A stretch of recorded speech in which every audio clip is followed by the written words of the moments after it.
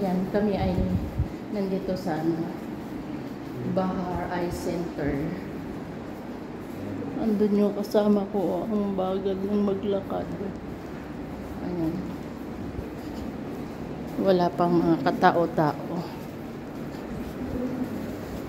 Kaya tignan namin kung walang masyadong pasyente.